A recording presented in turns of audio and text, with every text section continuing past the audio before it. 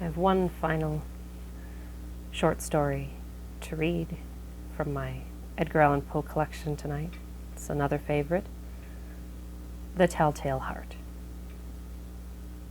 True, nervous, very, very dreadfully nervous I had been and am, but why will you say that I am mad? The disease had sharpened my senses, not destroyed, not dulled them. Above all was the sense of hearing acute. I heard all things in the heaven and in the earth. I heard many things in hell. How then am I mad? Hearken and observe how healthily, how calmly I can tell the whole story. It is impossible to say how first the idea entered my brain, but once conceived, it haunted me day and night. Object there was none. Passion there was none. I loved the old man. He had never wronged me. He had never given me insult. For his gold I had no desire. I think it was his eye. Yes, it was this. One of his eyes resembled that of a vulture, a pale blue eye with a film over it. Whenever it fell upon me, my blood ran cold, and so by degrees, very gradually, I made up my mind to take the life of the old man, and thus rid myself of the eye forever. Now this is the point. You fancy me mad. Madmen know nothing, but you should have seen me. You should have seen how wisely I proceeded. With what caution, with what foresight, with what dissimulation I went to work. I was never kinder to the old man than during the whole week before I killed him, and every night, about midnight, I turned the latch of his door and opened it. Oh, so gently. And then, when I had made an opening sufficient for my head, I put in a dark lantern, all closed so that no light shone out, and then I thrust in my head. Oh, you would have laughed to see how cunningly I thrust it in. I moved it slowly, very, very slowly, so that I might not disturb the old man's sleep. It took me an hour to place my whole head within the opening, so far that I could see him as he lay upon his bed. Ha! Would a madman have been so wise as this? And then, when my head was well in the room, I undid the lantern cautiously. Oh, so cautiously. Cautiously, for the hinges creaked. I undid it just so much that a single thin ray fell upon the vulture eye. And this I did for 7 long nights, every night just at midnight, but I found the eye always closed, and so it was impossible to do the work. For it was not the old man who vexed me, but his evil eye. And every morning when the day broke, I went boldly into the chamber and spoke courageously to him, calling him by name in a hearty tone, and inquiring how he had passed the night. So you see, he would have been a very profound old man indeed to suspect that every night, just at 12, I looked in upon him while he slept. Upon the 8th night, I was more than usually cautious in opening the door. A watch's minute hand moves more quickly than did mine. Never before that night had I felt the extent of my own powers, of my sagacity. I could scarcely contain my feelings of triumph to think that there I was, opening the door, little by little, and he not even to dream of my secret deeds or thoughts. I fairly chuckled at the idea, and perhaps he heard me, for he moved on the bed suddenly, as if startled. Now you may think that I drew back, but no. His room was as black as pitch with the thick darkness, for the shutters were close fastened, through the fear of robbers, and so I knew that he could not see the opening of the door, and I kept pushing it on steadily. I had my head in, and was about to open the lantern when my thumb slipped upon the tin fastening, and the old man sprang up in bed, crying out, "Who's there?" I kept quite still and said nothing. For a whole hour I did not move a muscle, and in the meantime I did not hear him lie down. He was still sitting up in the bed, listening, just as I have done, night after night, hearkening to the death watches in the wall. Presently I heard a slight groan, and I knew it was the groan of mortal terror. It was not a groan of pain or of grief. Oh, no, it was the low, stifled sound that arises from the bottom of the soul when overcharged with awe. I knew the sound well. Many a night, just at midnight, when all the world slept, it has welled up from my own bosom, deepening with its dreadful echo the terrors that distracted me. I say I knew it well. I knew what the old man felt and pitied him, although I chuckled at heart. I knew that he had been lying awake ever since the first slight noise, when he had turned in the bed.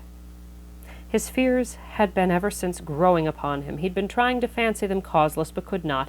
He had been saying to himself, "It is nothing but the wind in the chimney. It is only a mouse crossing the floor," or "It's merely a cricket that has made a single chirp." Yes, he's been trying to comfort himself with these suppositions, but he had found all in vain. All in vain, because death, in approaching him, had stalked with his black shadow before him and enveloped the victim. And it was the mournful influence of the unperceived shadow that caused him to feel, although he neither saw nor heard, to feel the presence of my head within the room. When I had waited a long time, very patiently, without hearing him lie down, I resolved to open a very, very little crevice in the lantern. So I opened it. You cannot imagine how stealthily, until, at length, a single dim ray, like the thread of the spider, shot from out the crevice and fell upon the vulture eye. It was open, wide open, and I grew furious as I gazed upon it. I saw it with perfect distinctness, all a dull blue, with a hideous veil over it that chilled the very marrow in my bones, but I could see nothing else of the old man's face or person, for I had directed the ray, as if by instinct, precisely upon the damned spot. And now have I not told you that what you mistake for madness is but over-acuteness of the senses? Now, I say, there came to my ears a low, dull, quick sound, such as a watch makes when enveloped in cotton. I knew that sound well, too. It was the beating of the old man's heart. It increased my fury as the beating of a drum stimulates the soldier into courage. But even yet I refrained and kept still. I scarcely breathed. I held the lantern motionless. I tried how steadily I could maintain the ray upon the eye. Meantime, the hellish tattoo of the heart increased. It grew quicker and quicker and louder every instant. The old man's terror must have been extreme. It grew louder, I say, louder every moment. Do you mark me well? I have told you that I am nervous. So I am. And now at the dead hour of the night, amid the dreadful silence of that old house, so strange a noise as this excited me to uncontrollable terror. Yet for some minutes longer I refrained and stood still. And the beating grew louder. I thought the heart must burst.